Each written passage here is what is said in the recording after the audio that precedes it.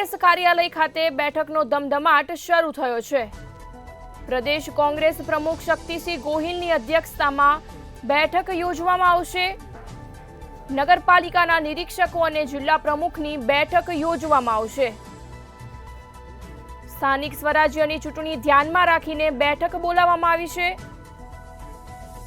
ઉમેદવાર પસંદગી સ્થાનિક મુદ્દાઓ અંગે આ બેઠકમાં ચર્ચા કરવામાં આવશે। અમદાવાદ કોંગ્રેસ કાર્યાલય ખાતે બેઠકનો ધમધમાટ શરૂ થયો છે। ઓબીસી અનામતની જાહેરાત બાદ પ્રથમ ચૂંટણી પહેલા તૈયારીઓ કરવામાં આવી રહી છે। અને 6000 કરોડનું સમગ્ર ગુજરાતને ટોચ ઉપર પહોંચાડે તેવું આર્થિક કૌભાંડ પોન્જી સ્કીમના પણ જે આરોપી છે, જેને સીઆઈડી ક્રાઇમે કીધું છે, એ મુખિયા પણ ભારતીય જનતા પાર્ટીને ડોનેશન આપીને ભારતીય જનતા પાર્ટીના ખેસ ધારક છે। બીજી બાજુ ગૃહ રાજ્યમંત્રી શ્રી લાજવાને બદલે ગાજવાની જેમ બીજી વાત કરે।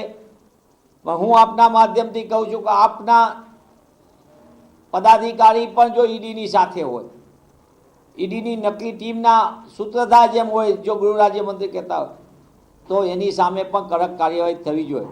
પણ હું પુનઃ આપના માધ્યમથી ભાજપાના શાસકોને, ખાસ કરીને ગૃહ રાજ્યમંત્રીને પૂછવા માગું છું કે તમે જે ડૉક્ટરોના નકલીના ખેલ કરનારા પીએમઓના નકલી અધિકારી કિરણ પટેલ, એ ભારતીય જનતા પાર્ટીએ કઈ જવાબદારી એને સોંપી હતી?